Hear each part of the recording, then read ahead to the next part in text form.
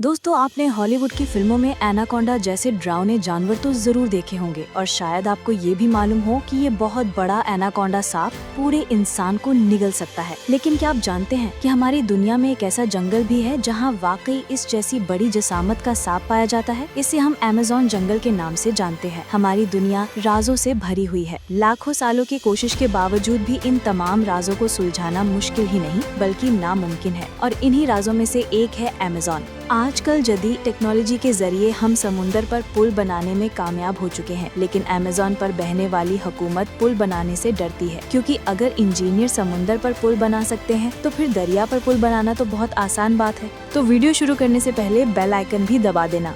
चलिए शुरू करते हैं।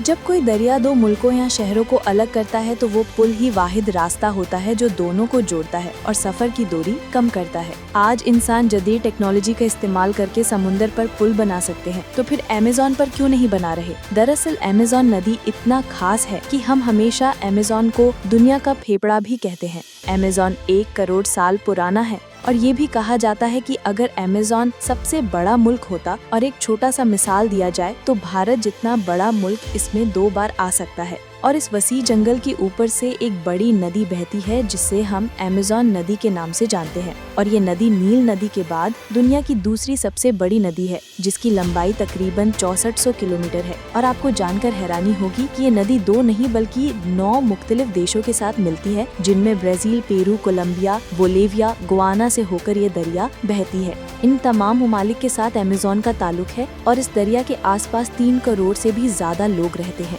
अमेज़न जंगल में 400 से जायद कबायली लोग बसते हैं, जिनमें से कुछ लोग अभी भी मुकम्मल तौर पर अलग थलग हैं और बाहर की दुनिया के बारे में कुछ नहीं जानते। अमेज़न दरिया इतना बड़ा है कि आप यही समझ सकते हैं कि यहाँ से 29,000 क्यूबिक मीटर पानी तकसीम होता है और कुल मिलाकर इससे 1000 से भी ज्यादा नदी नाले जुड़े हुए हैं, जिनमें से 12 नदियों की लंबाई 1500 किलोमीटर है। अगर ये बहुत लंबी है तो हम समझ गए हैं कि ये कहाँ तक फैलेगी, इसका अंदाजा कोई नहीं लगा सकता।